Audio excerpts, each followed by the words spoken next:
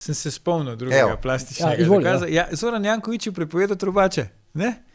Ja, ne, prepovedal vse. Ja, vem, ampak napisali so samo trubače. In zdaj temu sledi Mali Janković v Mariboru, ne? Ja. Senovič, ne? Ja, A je tudi prepovedal.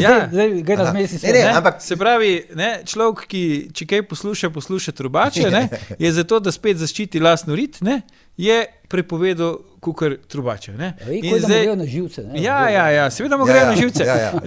Zakaj mu pa grejo na živce? Zato, ker zdaj vidimo že po hrvaških medijih, ne, so bile velike debate, da kakšen je to nek zdaj tu pač čaršijski nov let v Ljubljani, pa tako, pa ne vem kaj, da to čisti Balkan, da je isto kot v Guči, ne, da to več za nikamer ne gre in je pač on ocenil, ne, mogoče se bo pa to zdaj prijelo, da je to neka balkanizacija, pa vsa ta korupcija, pa to, ne, in spet kaj je najbolj neškodljivo, ne, on je prepovedal kukar te trubače, ne.